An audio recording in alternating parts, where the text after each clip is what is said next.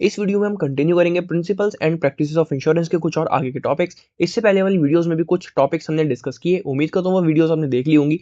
अगर आपने इससे पहले वाली वीडियोस नहीं देखी या फिर कोई भी वीडियो आपकी मिस हो गई है तो एक प्लेलिस्ट बनी है principles and practices of insurance के नाम से, उस प्लेलिस्ट में जाकर आप उन वीडियोस को देख सकते हैं। फिलहाल बात करते हैं वीडियो के सबसे पहले टॉपिक की, जो कि है रीजंस फॉर रिस्क।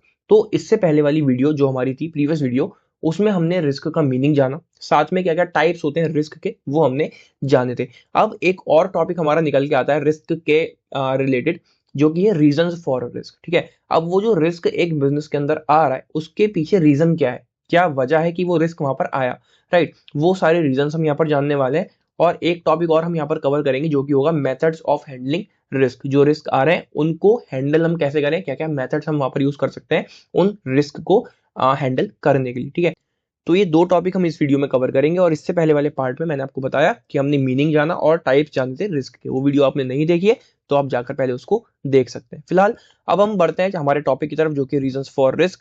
तो क्या क्या वजह है, क्या क्या रीजंस है रिस्क के आने के, वो है सबसे पहला इनएफिशिएंट मैनेजमेंट। इनएफिशिएंट मैनेजमेंट का मतलब है कि जो भी मैनेजमेंट है एक बिजनेस के अंदर, जो भी लोग काम कर रहे हैं, जो भी फंक्शंस वो कर रहे हैं, एक्टिविटीज कर रहे हैं, उसको वो सही तरीके से नहीं कर रहे। ठीक है, मैनेजमेंट उसको इनएफिशिएंट वे से कर रहा है, इसलिए वहां पर कोई गलती होगी और उस गलती के होने के बाद वहां पर रिस्क इन्वॉल्व हो जाएगा। ठीक है, पढ़ते हैं इसको और समझते हुए चलते हैं। If the management of an organisation is inefficient hands then the risks of that organisation are certain to increase. तो वही चीज है कि अगर मैनेजमेंट जो है वो गलत हाथों में है, ठीक है, जो भी एक्टिविटीज वहां पर की जा रही है अगर वो सही तरीके से नहीं कर रहे, लोग वहां पर ऐसे लोग हैं जो उस काम को सही से नहीं कर सकते लेकिन जबरदस्ती उस काम को वो कर रहे हैं, ठीक है, या फिर वो उनका ध्यान कहीं और है, काम पर ध्यान नहीं है, तो ऐसा कहीं ना कहीं कुछ गलती हो सकती है। तो जो रिस्क वहां पर है वो अल्टीमेटली उसके चांसेस वहां पर बढ़ जाएंगे। ठीक है, तो इनएफिशिएंट मैनेजमेंट पहला रीजन हो गया हमारा रिस्क का। सेकंड रीजन है नेचुरल कॉजेज। अब नेचुरल कॉजेज ऐसे कॉजेज होते हैं जो नेचुरली होंगे, ठीक है, मतलब उस पर हमारा कोई भी कंट्रोल नहीं है, अनसर्टेन चीज है, लाइक अर्थक्वेक, फ्लड आ गया, स्टॉर्म आ गई या फिर लाइटनिंग हो गई, ठीक है, उस पर हमारा कोई भी कंट्रोल नहीं, वो नेचुरल चीज है, राइट, और वो कभी भी हो सकती है, उसका हमें कुछ टाइम भी नहीं पता होता। ठीक है, तो पढ़ते हैं इसको। Natural disaster is such a side effect which spoils the pre planned plan of a person. अब जो बिजनेस है पूरा, उसका जो मैनेजमेंट है, उसका जो ओनर है, उसमें जो भी लोग काम कर रहे हैं, उन्होंने सब चीजें एक प्लानिंग कर रखी है पहले से सब चीजों की, ठीक है, कि इतने टाइम तक हमें इतनी प्रोडक्शन करनी है, उसके बाद हमें इसको ट्रांसपोर्ट करना है, जहां पर इसकी डिमांड है मार्केट में वहां पर इसको पहुंचाना भी है, फिर इसकी सेलिंग भी होगी। ठीक है, लेकिन जो चीजें उन्होंने सब चीजें प्लान करी है, अगर कोई नेचुरल कैलेमिटी आ गई, जैसे कि फ्लड आ गया, अर्थक्वेक आ गया, स्टॉर्म लाइटनिंग, ऐसी कोई चीज हो गई, तो जो भी उन्होंने प्लानिंग की थी वो सब वहीं की रखी, वहां रखी की रखी रह जाएगी। ठीक है, वो सब बेकार हो जाएगा। अब मान लो उनको जो भी अपना वो करना था, प्रोडक्शन करनी थी, अर्थक्वेक आ गया, उनकी जो फर्म थी वो गिर गई, ठीक है, फ्लड आ गया, सब में पानी पानी भर गया, नहीं कर पाएंगे। ठीक है, या फिर जब वो ट्रांसपोर्ट करने वाले थे तब वहां पर बहुत ज्यादा ऐसा पानी भर गया, फ्लड आ गया, अर्थक्वेक वाली सिचुएशन हो गई, बहुत ज्यादा मतलब अलग लेवल पे चीजें हो गई, तो सब उनकी प्लानिंग वहीं पर रखी की रखी रह गई, राइट। तो यहाँ पर भी रिस्क हमारा आ जाता है नेचुरल कॉजेज की वजह से। Are such natural causes which put a person in danger. ठीक है, तो ये सारे हमारे नेचुरल कॉजेज होते हैं जो एक पर्सन को खतरे में डाल देते हैं और साथ में उसके काम की भी नुकसान ही हो जाता है, मतलब। ठीक है, आगे बढ़ते हैं। थर्ड पॉइंट हमारा एटीट्यूड ऑफ एम्प्लॉयज। अब थर्ड हमारा जो रीजन रहता है वो है एटीट्यूड एम्प्लॉयज का। ठीक है, एम्प्लॉयज का एटीट्यूड का यहाँ मतलब है कि जो भी लोग काम कर रहे हैं एक पूरे बिजनेस के अंदर, चाहे वो कोई भी मैनेजमेंट का बंदा हो, चाहे वो कोई ओनर ही क्यों ना हो, ठीक है, कोई भी हो, उनका एटीट्यूड कैसा है उस अपने काम को लेकर, एक दूसरे के साथ कैसा है, ठीक है, कोऑर्डिनेशन उनमें हो रहा है या फिर नहीं हो रहा, सब चीजें मैटर करती हैं। Attitude of employee is also a cause of risk. ठीक है, जो एम्प्लॉयज का एटीट्यूड होगा वो भी एक कॉज हो सकता है रिस्क का। If the employees working in the organization are lazy, dishonest and careless, then the risk to the organization will be high. तो यही उनका एटीट्यूड बता रहा है कि काम को लेकर उनके अंदर क्या चीजें हैं। ठीक है, अगर वो बहुत लेजी हैं, बहुत डिसऑनेस्ट हैं, बहुत केयरलेस है काम को लेकर अपने, ठीक है, जो उनको करना ही चाहिए, सही करना चाहिए, पर वो गलत कर रहे हैं इन सब चीजों की वजह से, ठीक है, तो अल्टीमेटली जो रिस्क है वो बढ़ जाएगा। On the contrary, if the employees working in the organisation are honest, loyal and hard working, then the risk will be negligible. ठीक है, और अगर वही वो हार्ड वर्किंग है, लॉयल है, बहुत ज्यादा ऑनेस्ट है, उनके अंदर एक ये पॉजिटिव एटीट्यूड है कि हाँ भाई मैं ये काम कर सकता हूँ, मैं इस काम के लिए चुना गया हूँ और मुझे ये करके देना है, ठीक है, तो वहां पर कोई भी रिस्क नहीं रहेगा। लेकिन अगर वो बहुत ऐसा रूड बिहेवियर रख रहा है सारे लोगों के साथ, जितने भी उसके साथ काम कर रहे हैं कोवर्कर्स, ठीक है, कोऑर्डिनेशन सही से नहीं हो पाएगा, ठीक है, बहुत लेजी है, डिसऑनेस्ट है अपने काम को लेकर, केयरलेस है, जो उसको टास्क दिया गया है वो उसको नहीं कर रहा है, तो वहां पर अल्टीमेटली जो रिस्क है वो बढ़ जाएगा, राइट। और अगर वो सही से सब चीजें करता है तो फिर कोई दिक्कत ही नहीं है, राइट। आगे एक और रीजन है हमारा इंटेंसिटी ऑफ कंपटीशन। अगर मार्केट में कंपटीशन बढ़ जाता है, ठीक है, कोई ए फर्म है, वो किसी एक पर्टिकुलर प्रोडक्ट की प्रोडक्शन कर रही है, फिर अचानक से कोई दूसरी बी फर्म आ जाती है और वो उसी सेम प्रोडक्ट की प्रोडक्शन करे, ठीक है, तो कंपटीशन आ गया। अब कंपटीशन जब है तो ऐसा तो नहीं है कि सेम प्राइस सेम चीज वो बेचेंगे, कुछ वो क्वालिटी अपनी अच्छी करेंगे, कुछ वो प्राइस अपने कम करेंगे, तब वो उस मार्केट में अपनी जगह बना पाएंगे।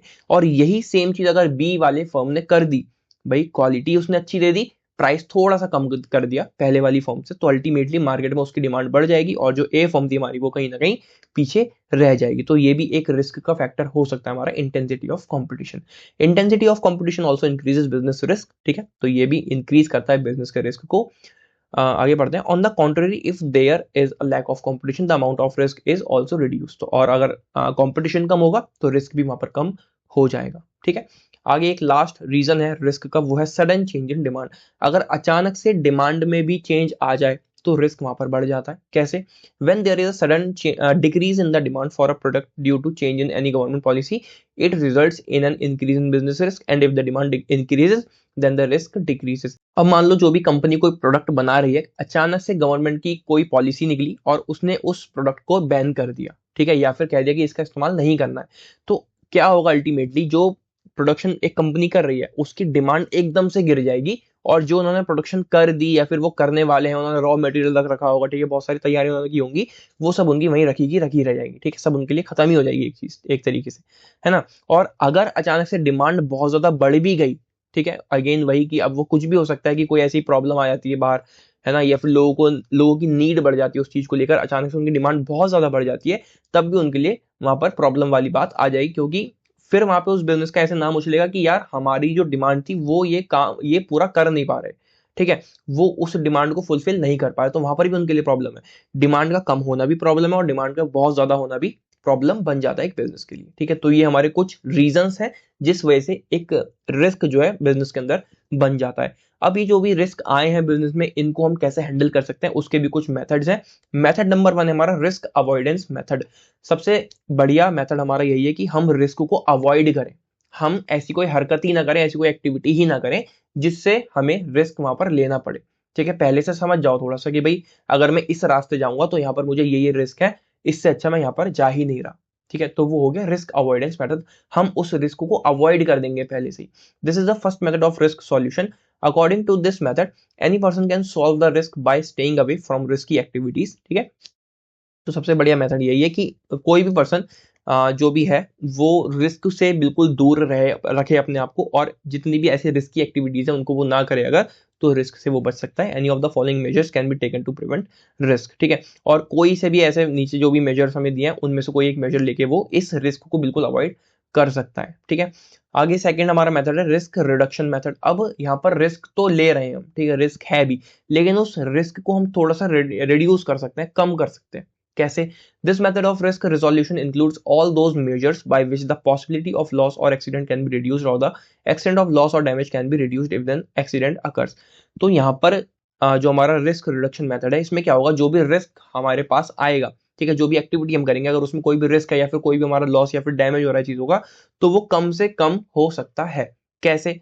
For example, a person can protect his health by regularising his eating habits. अब हम सभी को ये चीज आज के समय में पता है कि अगर हम ये फास्ट फूड वगैरह ज्यादा खाएंगे या फिर अनहेल्दी चीजें हम ज्यादा खाएंगे, तो हम सभी को पता है, हम सभी इतने समझदार हैं कि हमारी बॉडी को प्रॉब्लम होगी, एक टाइम पर आके जरूर होगी, 10 दिन में नहीं होगी, 20 दिन में नहीं होगी, 1 महीना, 2 महीने, 3 महीने, 1 साल, 2 साल में कभी ना कभी होगी अगर हम उसको कंट्रोल नहीं करते हैं। तो सबसे बढ़िया यहाँ पर क्या रहेगा कि हम अपनी जो ईटिंग हैबिट्स हैं उनको सही कर लें, ठीक है, अनहेल्दी से ज्यादा हेल्दी चीजें हम ज्यादा कंज्यूम करें, ठीक है, तो अपने आप हम उस रिस्क से बच जाएंगे, right. Similarly fire accidents can be prevented by declaring no smoking area.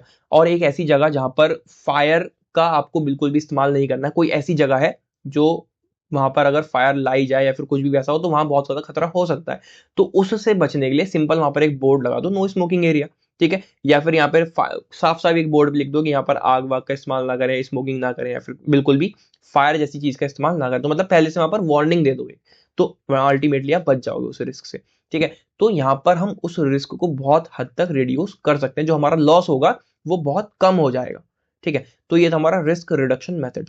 आगे बढ़ते हैं थर्ड मेथड की तरफ, जो कि इंश्योरेंस ऑफ रिस्क। अब रिस्क का इंश्योरेंस हम करा देते हैं, जैसे हेल्थ इंश्योरेंस होता है, ठीक है, मैराइन इंश्योरेंस होता है, फायर इंश्योरेंस होता है, थेफ्ट इंश्योरेंस होता है। तो हम वहां पर क्या करा रहे हैं, जो भी हमारा रिस्क है, जो प्रॉब्लम हमें आ सकती है, फ्यूचर में आएगी, अभी तो नहीं आ रही, ठीक है, फ्यूचर में आएगी और हमें पता भी नहीं कि आएगी या नहीं आएगी, कब आएगी, कुछ नहीं पता होता, तो हम उन सब चीजों का इंश्योरेंस करा लेते हैं कि भाई जब हमारे साथ वो प्रॉब्लम होगी, चाहे वो चोरी की प्रॉब्लम हो, चाहे वो फायर की हो, चाहे वो कुछ भी हो, ठीक है, हेल्थ इंश्योरेंस ही क्यों ना हो, तो बाद में कंपनी हमें कुछ क्लेम उसका दे देगी। जो हमारा लॉस है वो या तो बहुत हद तक कवर हो जाएगा या फिर पूरा का पूरा कवर हो जाएगा, ठीक है। Insurance is a form of protection for those risk which can not be completely controlled by preventive measures और which are of such high value and extraordinary, ठीक है, that it is impractical to bear them oneself और which can not be transferred. तो ये वो सारे risk होते हैं जिनको हम अकेले बियर नहीं कर सकते और ना ही हम किसी पर इसको डाल सकते हैं कि भाई ये जो मेरे साथ लॉस हुआ है इसको तू पूरा कर दे, ठीक है। ये सब चीजें हम यहाँ पर नहीं कर सकते क्योंकि चीजें बहुत ज्यादा बड़ी हैं। बिजनेस में जितनी भी स्टॉक सारा बना है, ठीक है, प्रोडक्शन हुई है, मैन्युफैक्चरिंग हुई है, सब चीजों की वो बहुत ज्यादा क्वांटिटी में होती है, तो उनका इंश्योरेंस करना बहुत ज्यादा इंपॉर्टेंट है।